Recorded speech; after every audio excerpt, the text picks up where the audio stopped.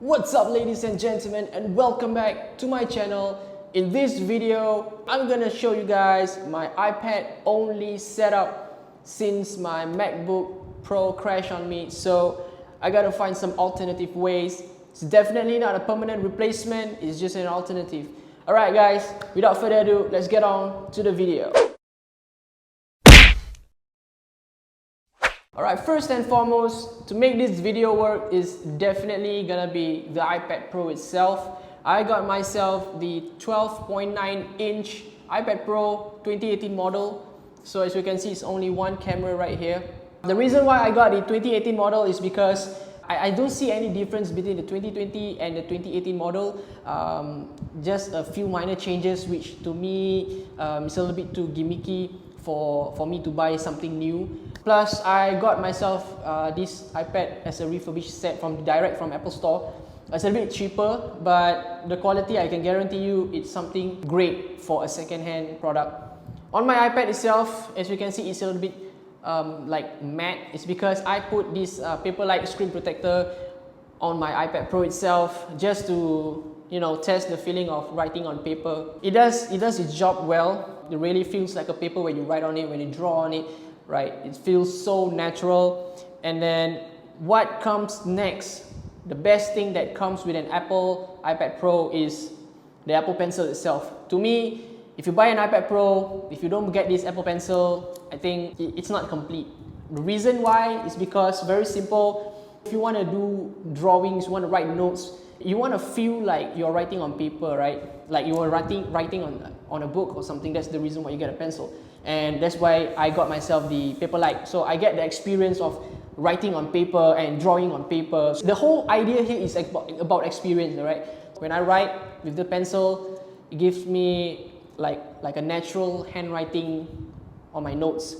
Second, if I'm drawing, it gives me the precision of drawing, and then the weight of the lines, whether you want it thick or thin, depends on the pressure, how much you put the pressure on the screen. Like shading and coloring everything, it feels so natural with the Apple Pencil itself. Great thing about this is it attached to your iPad or at the side of your iPad with a strong magnet, and then it's charged at the same time.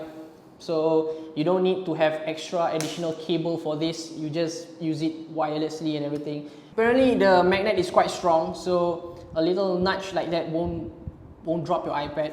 Even some, unless you really force slap on this thing, then probably it will drop. With the Apple Pencil and also the iPad Pro, like I said, I want to make this feels like like the computer experience or the feel of using a computer. I got myself the Bluetooth bridge keyboard. I did a lot of research about keyboards, about Bluetooth keyboards for the iPad Pro. A lot of it like, the Apple Smart Folio keyboard, the Logitech keyboard. To me, it's like, among all of those other keyboards, I don't feel like there's a good texture or there's a good build to it, even though it works well, like especially the Apple Smart Folio, it works very well. It connects via the smart connector at the back, the 3 pins. It's really good that you don't have to hog your Bluetooth, but I don't like the build. I don't like the quality. I don't like how it looks. With this bridge keyboard, right guys, the look itself is already like a MacBook's keyboard, right? The build itself, the aluminum build, the color, everything, even the buttons function, the scissor switch keys, I don't know if that's what you guys call it, everything is the same like the MacBook keyboard. I kind of like this thing because how the experience of using a MacBook Pro and then switching to iPad, like I still don't want to miss that feeling of using a MacBook. So I got myself this to just apply my iPad on the bridge keyboard. Is very simple. These two hinges right here, so you guys can see, it's where your iPad goes. Turn it to 90 degrees, just find the perfect angle and then slot it in slowly. And as you guys can actually see, it really looks like a MacBook, guys.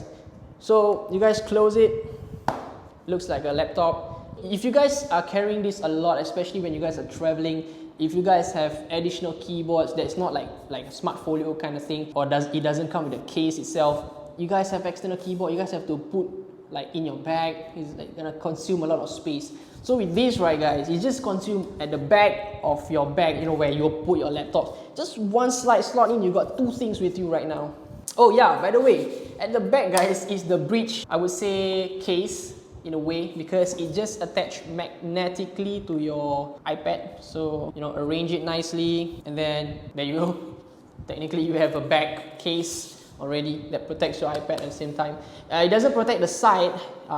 One of the reasons that I like it doesn't protect the sides, because that's where my next item comes in, my USB-C hub. This is from Basis, guys.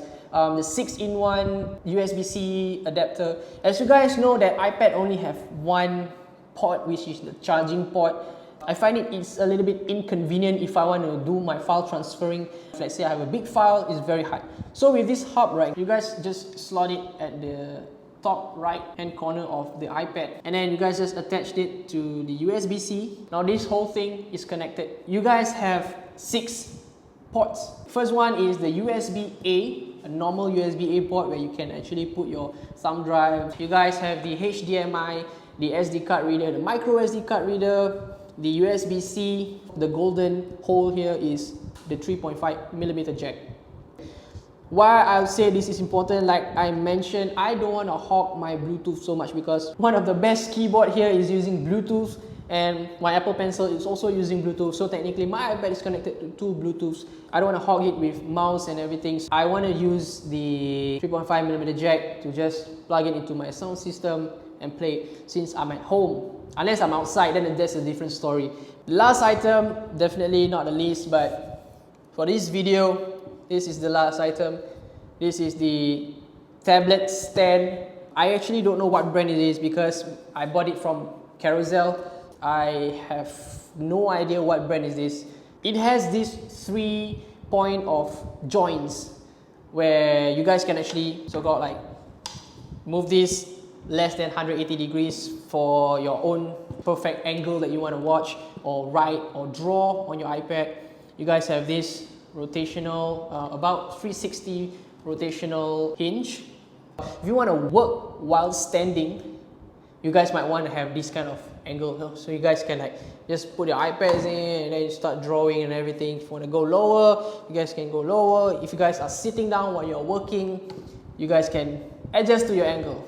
And the last hinge, or I would say joint, is the landscape portrait rotation. So you guys can actually rotate this at any kind of angle or direction you guys want. You guys want it to be portrait, you guys can just rotate it. Portrait, you guys want it to be landscape, you guys just portrait, just turn it, and then you guys get a landscape view of your tablet. So to install this is very easy. First, I'll just pull this one out. Alright, to install this is very easy. Since this is a clamp base, you just rest it, pull it, and there you have it. You guys have so-called like a monitor on your tablet. One bad thing about this is it doesn't allow you to charge your Apple Pencil because it's quite thick up here. There are other alternative brands such as Satechi or any other monitor stand that you guys can find on Amazon, other places like Carousel, Lazada, Shopee or whatever. You guys can find some stand that, you know, doesn't involve the top part. You just place a tablet like that and then you can charge your Apple Pencil. That is okay for me. I won't say that's like I don't like it, but it's because there's no friction to hold this iPad. Let's say if something happens and then it topples, your iPad will definitely drop. With this, actually it secures your iPad sideways, or if you turn it like that, it's secure, it doesn't even drop. With this rubber padding, it gives some friction for it not to move, and then it also protects your iPad at the side because clamp gives some force. If you guys don't have this rubber padding, probably leave some marks on the aluminium. So everything that I have right here right now with me will be linked in the description below. You guys can check it out. For this, I don't know what this brand is, so I probably give you guys some alternative, maybe similar to this or something that doesn't have the top part like the Satechi tablet stand. Yeah, I think that's it guys for today. So thank you guys for watching all the way to the end. I really appreciate you guys by supporting me, by liking my video, share my video. Comments, if you guys have any comments, just throw them, just bomb those comments on me guys. Just subscribe to this channel, hit the notification bell so you guys will be notified if I post out my next video. You guys can follow me on my social media, link in the description below. so you guys can follow me on Instagram or Twitter. I will update some sneak peeks about what's coming on my next video, so you guys have some gist of what I'm doing for my next video. Thank you guys for watching. I'll see you guys in the next video.